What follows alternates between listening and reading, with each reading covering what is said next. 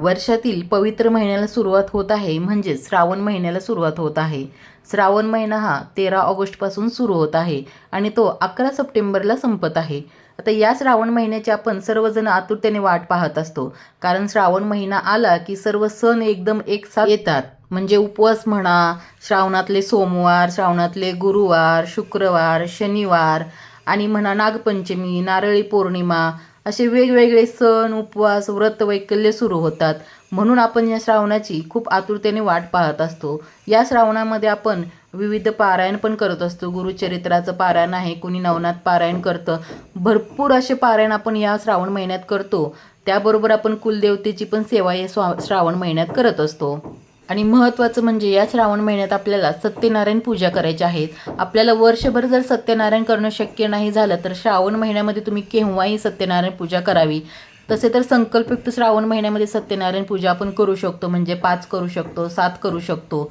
पण तेवढं जरी शक्य नसेल तर श्रावणातल्या पौर्णिमेला तरी आपण एक सत्यनारायण आपल्या घरामध्ये आवर्जून घालावा. या सर्व सेवा आपण श्रावण महिन्यामध्ये नेहमी करत असतो आणि इथून पुढे पण करणार आहोत. पण त्याबरोबर आपल्याला अजून एक सेवा करायची आहे, ती म्हणजे दान करण्याची सेवा. होय, दान करण्याची सेवा केल्याने काय पुण्य भेटतं तर बघा, श्रावण महिन्यामध्ये दान धर्म केल्याने आपले पितृ आहेत त्यांचा आशीर्वाद भेटतो. आपले पितृंचा आशीर्वाद भेटण्यासाठी, आपल्या पितृंचे प्रवास सुखकर होण्यासाठी आपल्याला श्रावण महिन्यामध्ये दान धर्म पण करायचा असतो. तर तुम्ही श्रावण महिन्यामध्ये काय दान करू शकता, तर तुम्ही कोणतीही वस्तू दान करू शकता. तुम्ही धान्य दान करू शकता. उपवास असतात श्रावण महिन्यामध्ये, त्यामुळे तुम्ही एखाद्या उपवासाच्या दिवशी फळं पण दान करू शकता. किंवा आता पावसाचे दिवस आहेत, तुम्ही रेनकोट दान करू शकता, छत्री दान करू शकता, कपडे पण दान करू शकता किंवा चप्पल म्हणा, अशा कोणत्या ना कोणत्या गोष्टी तुम्ही दान करू शकता. दान करण्यासाठी अशा भरपूर वस्तू आहेत की एकच वस्तू दान करावी अशी नाही आहे.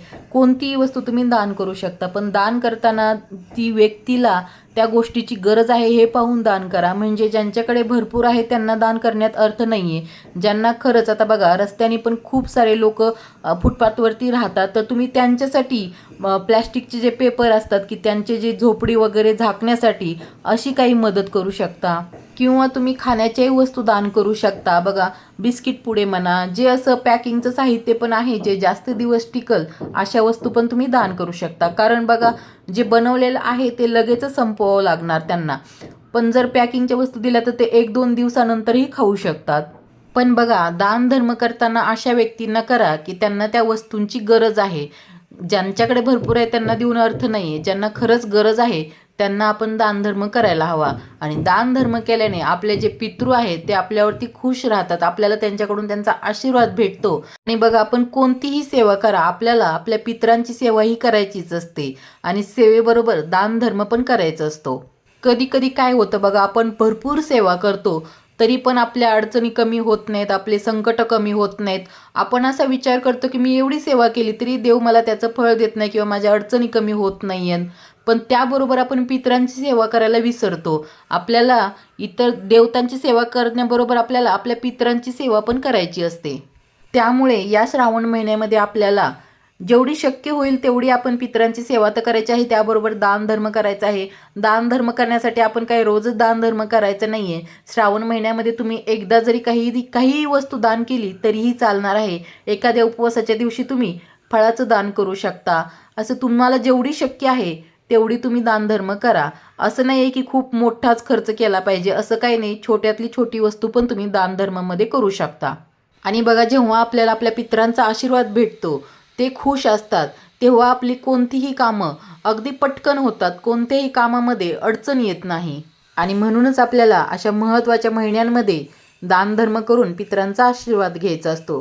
तर अतिशय छोटीशी माहिती होती. व्हिडिओ आवडला असेल तर व्हिडिओला लाईक करा, कमेंट करा आणि चॅनल अजून सबस्क्राईब केलं नसेल तर चॅनलला सबस्क्राईब करा. धन्यवाद.